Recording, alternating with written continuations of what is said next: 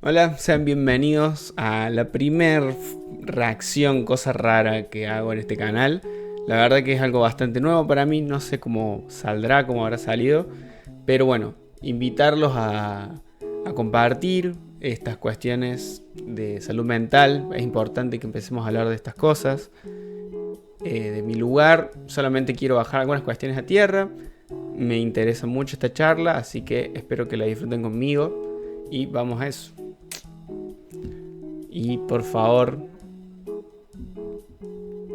sigan. Mucha gente la padece y no sabe que la tiene. Mucha gente la tiene, pero no sabe cómo pedir ayuda. Hoy sacamos un tema de abajo de la alfombra y lo ponemos bien en el centro de la mesa. Hoy mostramos que se puede salir de la depresión.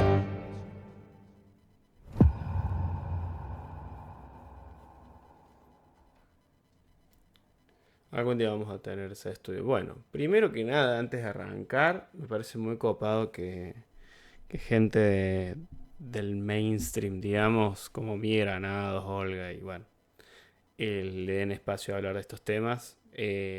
La Cruda tiene varios capítulos muy interesantes, pero bueno, particularmente justo que veníamos hablando en el canal de este tema, vamos a hacer esta reacción. Es la primera vez que hago algo así. De hecho, me descargué el programita para hacer esto ayer. Lo testé un poco y le mandé. Avisen si les gusta. Vamos a ver si podemos aportar algo a lo que va a ser esta charla. Vi un pedacito nomás. Eh, y nada. El audio, el video, todo eso. Vamos a darle tiempo a mejorar. Hay amplio margen de mejora, por suerte. Espero que se esté escuchando bien, espero que se vea bien. La webcam está agarrada de los pelos, así que bueno. Avisen si les gusta este tipo de cosas nuevas. Va a ser un video largo por lo que veo. Y le mandamos. ¿Todo bien? Muy bien. Te veo muy bien y vamos a hablar de algo muy down. Sí, El capítulo se va a llamar Depresión. ¿Estás de acuerdo? súper, re de acuerdo. Bueno, nada, cuando Rodri me contó, el productor, que eras vos para hablar de esto, estamos buscando a alguien que lo haya vivido y que sepa del tema y esté instruida y que haya tenido paso por psiquiatras y demás. Como persona que lo vivió, digo, ¿qué fue lo primero que vos dijiste? Che, acá hay algo que me excede. ¿Qué pasaba?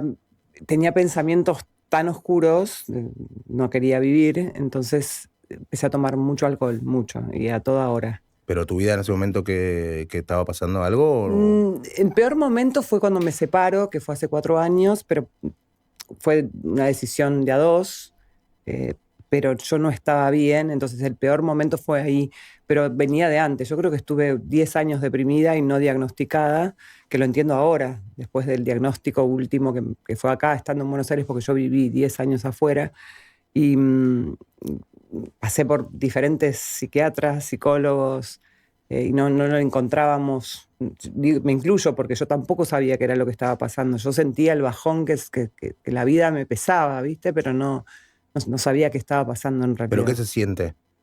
No tenés ganas de vivir, no te levantás. La última etapa, que fue en el 2021, no me levantaba de la cama, nada, no me bañaba, no me lavaba los dientes, un desastre, un desastre. ¿Y ahí vos estás en pareja o no? No, ahí ya estaba, en el 2020 me separé, después de 20 años, y eso fue como, me mudé, todo fue junto, ¿no? Y el cambio de país y del duelo y mi pareja de ese momento ya enseguida se puso en pareja, se enamoró, que son las cosas que pasan, pero yo no entendía en ese momento cómo puede ser que cierre una puerta y abre la otra así tan rápidamente.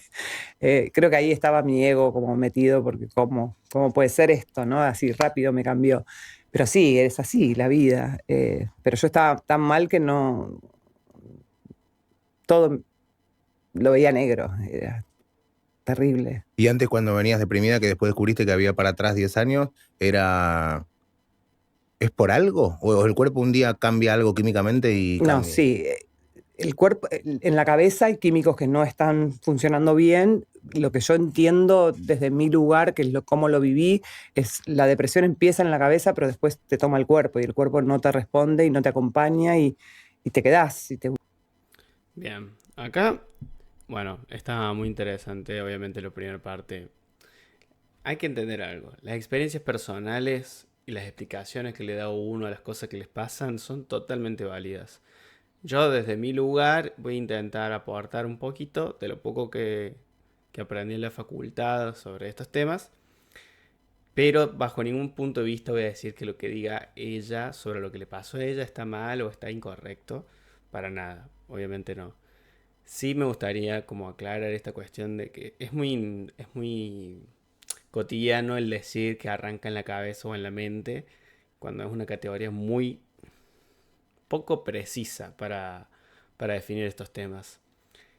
Estaría bueno definir como qué es la mente o qué es la cabeza, porque uno hoy en día se asocia mucho a que la depresión o la ansiedad pasa por el cerebro o por el sistema nervioso. Obviamente son procesos que involucran la fisiología del cuerpo, como todos los procesos que pasan en nuestra vida.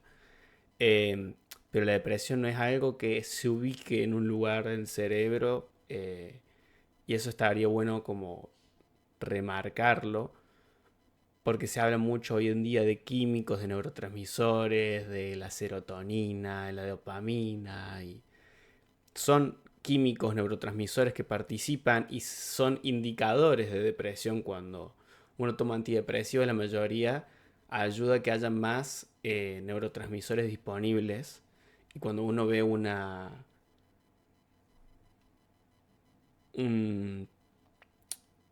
un estudio químico, se notan, pero no son la causa de la depresión, y la depresión es que arranca en el cerebro y después baja.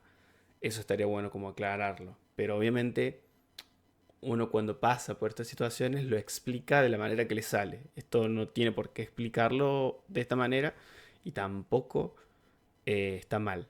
Solamente es aportar un poco de teoría a una experiencia. Hundís, porque la mía fue una depresión mayor, muy grande, que no te quita la voluntad, no tenés ganas de nada absolutamente, y no te importa el otro. Y el otro me refiero a los hijos, que es lo más importante que supuestamente uno tiene en la Obvio. vida. A mí no me importaban mis hijos, no me importaba el dolor que les estaba causando a mis hijos, porque mis hijos, uno de ellos, tengo cuatro, el tercero era el que más estaba como pendiente se ponía alarmas en el teléfono cuando se iba a trabajar para llamarme a cada rato para saber que, porque tuve intentos de suicidio. ¿Y ellos lo supieron? Los dos primeros, que fueron en Estados Unidos, no supieron que estaba internada, no sabían bien qué estaba pasando, pero el último sí fue, el último fue acá en el 2021. Me internaron, en realidad me internan porque era un peligro para mí misma. Sí, eso, cuando en el momento que, viste que uno, lamentablemente la ley de salud mental es complicada, porque si uno como adulto dice yo no me quiero internar, no te internás, porque no te pueden obligar.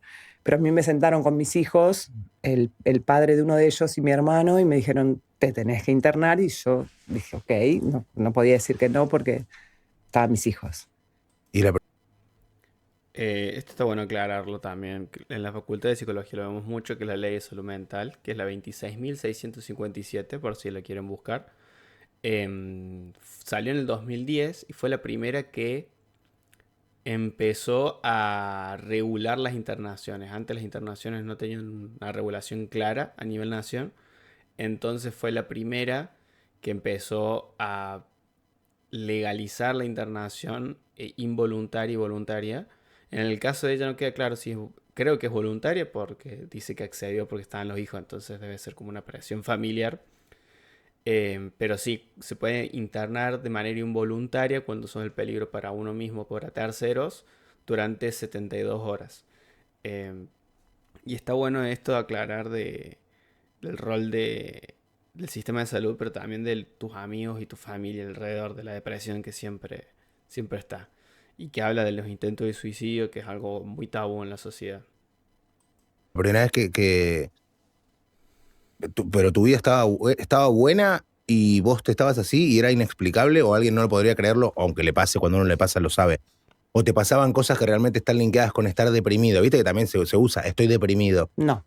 En realidad, esto de mi vida estaba buena, sí, mi vida estaba buena, tenía todo, ¿no? O sea, salud, mis hijos estaban también con salud, todo tenía, no me faltaba nada, pero yo te deprimís, y los químicos en el cerebro, eso no tiene nada que ver con... Yo igual creo y entiendo, mi madre también sufrió de depresión, eso es lo que yo entiendo porque la he visto mal, también tiene problemas con el alcohol, que ella no lo reconoce, pero lo tiene.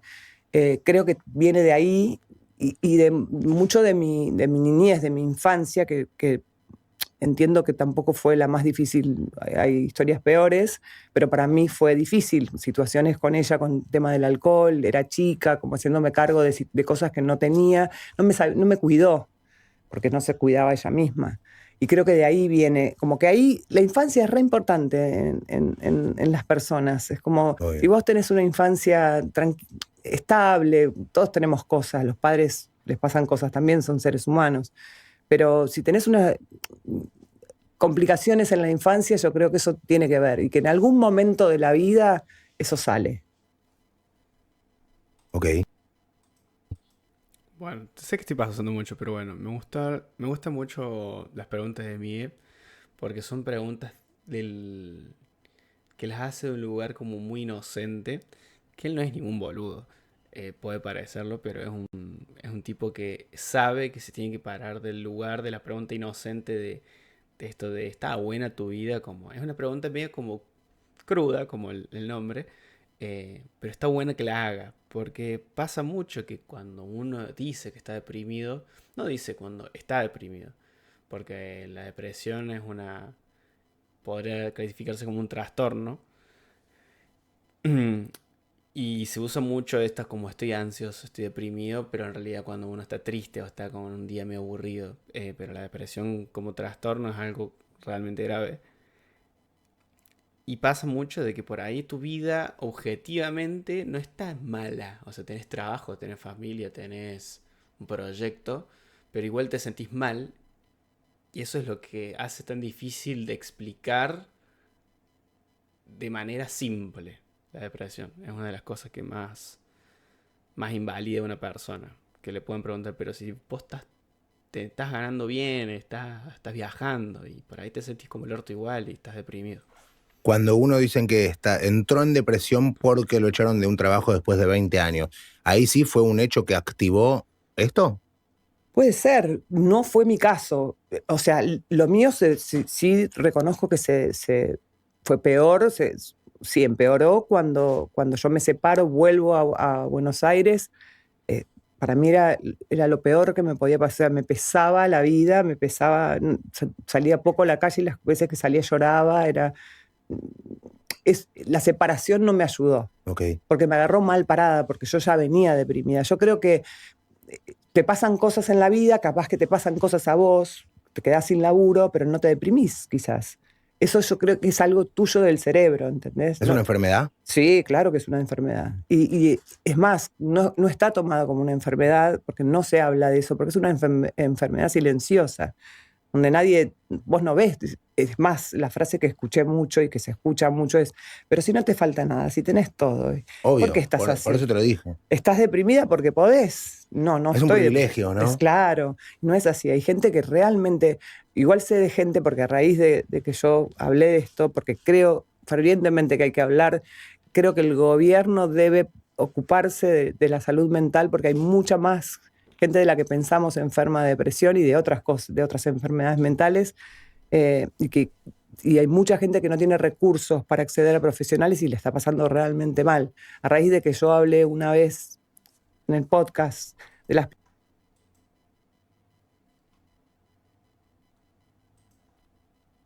pibas, dicen, mucha gente me escribió diciéndola pero te cuentan sus historias y son terribles, y no saben a dónde ir, no tienen con qué pagar un profesional. Yo tuve la suerte de acceder y encima caer en buenas manos, porque no siempre caes O en sea, buenas poder atenderse bien sí es un privilegio. Total, Ok. total. Y no quiero caer en al amarillismo, pero digo, cuando uno trata de matarse, ¿es puro coraje? Porque uno No. dice, ¿cómo alguien se anima a? Ok, voy a pausar porque creo que van a entrar van a entrar más precisamente en el suicidio en este momento. Es muy cierto lo que dice, de que se habla poco para lo que... Porque uno cuando estudia, pasa mucho cuando uno estudia psicología, se empieza a meter en una burbuja de la facultad y a hablar mucho de este tema, pero cuando sale de esa micro burbuja, ese microclima, se entera o cae en cuestión de que no se habla tanto. Se debería hablar más y es cierto que todos los gobiernos, por lo menos en Argentina, para ser el país con más psicólogos per cápita del mundo, el sistema de salud deja bastante de lado la salud mental.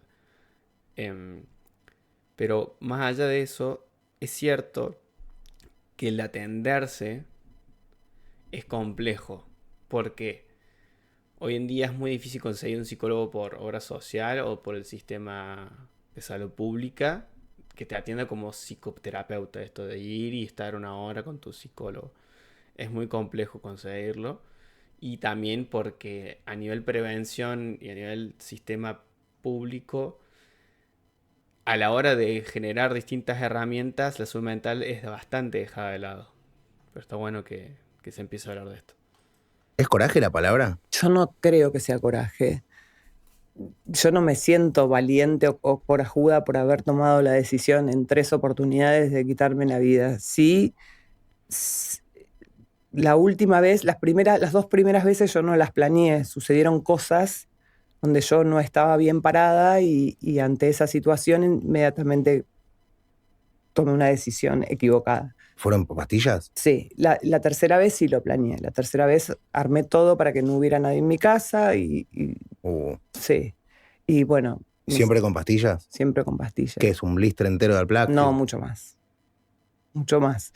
La última vez yo, como las otras 2 no habían funcionado, pero porque además, igual no es bueno hablar de los métodos, ¿no? Ya sé. Es importante eso saberlo, pero la última vez me ocupé por meses de hacerme una buena cantidad, pero porque realmente no, respondiendo a tu pregunta, no me considero corajuda.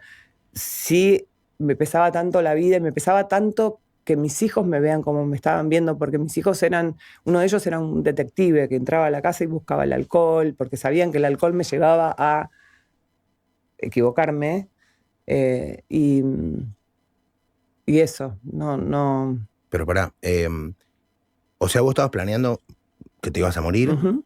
y vos ya sabías que tal día te morías. Yo ya sabía que tal día me moría porque ya había organizado, yo vivía con... 3 de mis hijos estaban afuera en ese momento y vivía con mi hija más chica y ella le armé que se vaya al campo de amigos, quedé sola en mi casa y a mis amigas, Julieta Ortega, una de ellas, es quien me encuentra, les dije que me iba a ver a otra amiga y Ah, no sabía nadie. no, nadie. ¿Y no sentías como bueno, en ese momento, en esa situación, culpa de dejar a tus hijos solos? No existía. No, eso es lo que te decía antes no existe la empatía en la depresión, no ves al otro, no te importa el otro. Lo único que yo quería era parar mi cabeza, porque mis pensamientos eran constantes. Yo pedía morirme de cual local, ir a la calle, que me agarre un auto, que me pase algo. Como no me pasaba, la pasaba tan mal que tomaba alcohol para marearme, para... ¿Tenías más ganas de morirte que de resolverlo? Total. Es que no podía no hay manera de resolverlo. Hay un punto en la depresión, cuando es mayor, es una depresión mayor, no hay nada que te ayude. Y en ese momento la medicación, porque estaba con otro psiquiatra, no me habían dado la medicación correcta, que yo creo que es muy difícil saber qué medicación te toca, qué te va a funcionar en realidad. Y después cuando me internan, que yo estuve 20 días internada, también me cambian la medicación otra vez, la medicación tarda 20 días en hacerte efecto. En el medio sí, fue terrible, porque además... Bien, hay varias cosas para mencionar. Con respecto a... Quería que termine y que no había solución, que no encontraba solución. Una de las más frecuentes, cuando uno estudia el suicidio como una conducta a nivel psicológico, lo que más se ve es esto de... Es una forma de resolver tus problemas o de salir de una situación. No es una cuestión egoísta, no es que la persona está mal o mal me refiero a que tiene una forma de operar a nivel psíquico distinto, sino que el suicidio, las conductas autolesivas son formas de por ahí tomar el control de la situación que la está pasando por arriba una persona. Es una forma de resolver situaciones o de salir situaciones. Uno en psicoterapia trabaja la forma de generar y brindarle una serie de herramientas o reforzar herramientas que antes una persona tenía más a disposición para salir de esos problemas sin recaer en estas conductas. Y la medicación, con respecto a medicación, yo no soy ningún experto, tengo conocimientos muy básicos, porque en psicología los psicólogos no podemos prescribir drogas, pero sí es verdad que es una herramienta más y no es una ciencia exacta nunca. No hay un antidepresivo que te cure la depresión, de hecho no curan nada, son herramientas para usar en un tratamiento. Además, no, no había nada que me ayude, ni en el lugar donde estaba internada. En Estados Unidos fue peor porque donde te internan es todo mucho más frío. Con el médico no lo ves, hablas por teléfono, no te atienden ni te sientan cuando estás internado. En cambio acá sí, iban 2 veces a la semana a verme y se sentaban y te hablaban. Pero me cambian la medicación y cuando yo salgo de la última internación salí peor de lo que estaba. Peor de lo que estaba porque no sé, no me ayudó para La nada. última vez, o sea, era la misma medicación que tomabas, era muchísima. Mucha. O Sí. sea, esa era la idea. Sí. Ok. Y ahí sí tus hijos fueron conscientes de lo que te... Ahí se enteraron de que su mamá había intentado quitarse la vida. Y entendieron que las otras 2 oportunidades, porque además es eso, esas cosas no se hablan, pero no se hablan en mi familia y no se hablan en ninguna. Es como antes, aquel que estaba medicado, que estaba en un psiquiátrico era mala palabra, o de eso no se habla. Total. Entonces en mi familia tampoco se hablaba de eso, ni con mis hijos, ni con mi ex. Nos sentamos a hablar. Mi ex en un momento, cuando yo salgo de la internación, en ese momento seguíamos juntos, de la segunda internación afuera, él me dejó en casa y se fue porque estaba enojado, pero estaba enojado porque no entendía lo que estaba pasando. ¿Qué le pasa a esta mujer que hace lo que hace? ¿Por qué hace lo que hace? Y es eso, es como entender que la depresión es una enfermedad igual que un cáncer. Es lo mismo. Lo que pasa es que no hay estudios, no hay síntomas, no hay un tumor. Esto es muy importante. Hay una gran discusión teórica, obviamente, vuelvo a repetir. Esa es su perspectiva de las cosas porque uno usualmente cuando asocia la cuestión mental piensa que es algo muy propio, algo muy único de la persona que no se puede diagnosticar, no se puede catalogar en algo.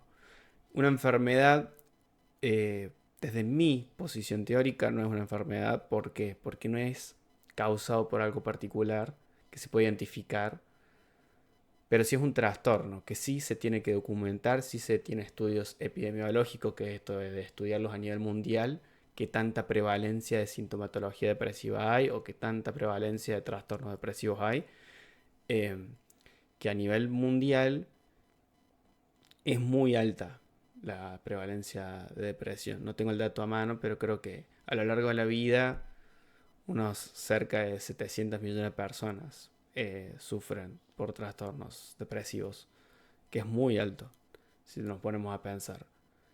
Y esto de la internación es un recurso de última instancia. ¿Por qué? Porque esto lo mencionaba antes. La última internación me hizo peor, porque no es un recurso que funcione muy bien como terapia o recurso terapéutico. Es un salvavidas de cuando ya el peligro de muerte es inminente. ¿Y el escabio era para no deprimirte o cuál era la función? ¿Vos ya habías tomado antes? ¿O fue algo nuevo que entró en tu vida? Entró en mi vida con la depresión, es lo que yo termino de entender ahora, ¿no? Sí. Cuando el escabio era porque mi cabeza no paraba de pensar cosas, todo era en contra mío, yo no servía para nada y me tenía que ir de este mundo, era así, no quería vivir, no elegía la vida. Entonces, tomar alcohol me mareaba y me terminaba durmiendo, pero cuando yo estaba pasada de alcohol, hacía estas cosas. Estrategias como para... Sí, O sea, que el alcohol era para seguir rompiendo. total. No sentías que te mejoraba. No, nunca me mejoró el alcohol. El alcohol fue lo peor. Pero yo creo que mismo las adicciones, ¿no? Con las drogas fuertes y todo, tienen que ver con la depresión también. Lo voy entendiendo. Estoy yendo ahora a un grupo de La Madre Marcha, se llama, que es la mamá de Chano, que lo armó, para escuchar lo que está. Porque cuando uno pasé tanto tiempo así y dije, ¿por qué no elijo vivir? Como, ¿por qué me está...? Es como que empezás además de hacer terapia, querés escuchar a otros también, porque pasa lo que pasa, porque así como vos decís, la depresión es una enfermedad, sí, es una enfermedad, y lo terminé de entender ahora. Pero en este grupo que te decía de La Madre Marcha, escuchás los relatos de los padres, porque no es para adictos, sino que es para los padres o entorno, y es terrible, y ahí entendí que viene de la mano la depresión y después vienen las adicciones, el alcohol, drogas, que el alcohol es una droga también, o mal tomada, sí. Y todo el tiempo que perdiste con tus niños, se habló, Bien. Bueno, otro día vamos a hablar más en profundidad sobre el tema de adicciones y drogas. Es un tema algo muy interesante. Pero sí, hay una gran asociación, se llama covarianza. Pero bueno, se presentan muy significativamente juntas las adicciones a sustancias y sintomatologías depresivas. Y, y nada, es considerado un factor de riesgo. Más cuando ha pasado ya, ha tenido intentos suicidas con pastillas, con drogas. Es un factor de riesgo a nivel clínico. Tenerlo en cuenta siempre cuando trabajamos con alguien o cuando conocemos a alguien que está en situaciones y no somos psicólogos, no somos nada. Porque esto también esto de hablarlo en público es una forma de prevenir y de ayudar a nuestro vecino, a nuestro familiar, a nuestro amigo. Saber esto. Si hay una persona que todas las semanas se chupa y se siente mal y está bajón, porque uno no está en condiciones de decir que está deprimido, hablarlo porque esto es grave y es muy prevalente. Y nunca arranca de 0 a 100. Siempre es un poco...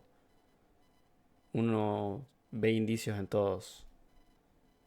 perdonaron, te No, entendieron. ¿Cuál es la palabra? mira, yo te voy a decir la verdad, yo creo que, no sé si me perdonaron, no se los pregunté, sí sé que tienen una herida muy grande. Uno de ellos me hizo una canción, porque cada uno expresa como puede, y donde me dice, ¿cómo pensabas dejarnos, mamá? Oh.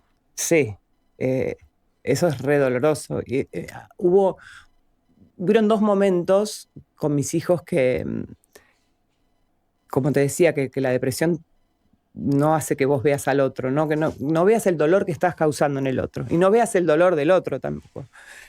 Hay un momento en donde yo pasé muchos meses en el 2021 en la cama. Después de haber estado internada, yo peoré, salí peor de ahí porque además tenía que ir a atenderme, tenía que tener una persona que estuviera conmigo todo el tiempo, la medicación me la tenían que dar, no podía ¿Esa tenerla. persona era para qué? ¿Para que no te mate? Sí, claro, ¿Y eso es un servicio que incluso pagas vos?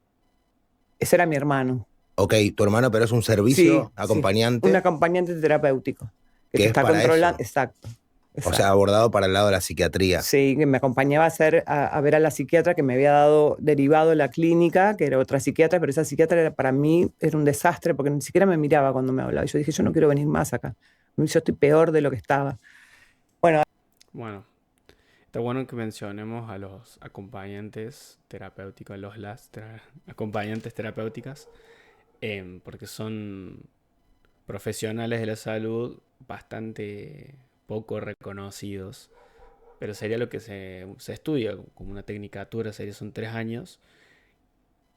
Y se encarga sobre todo de esto, de a ayudar de manera ambulatoria y con psicólogos y psiquiatras trabajar en un tratamiento en conjunto. Esto siempre en conjunto con otros. Y para evitar justamente las internaciones. Las internaciones son situaciones muy complejas y esto de poder estar en tu casa, aunque sea, bajo un tratamiento tan exhaustivo.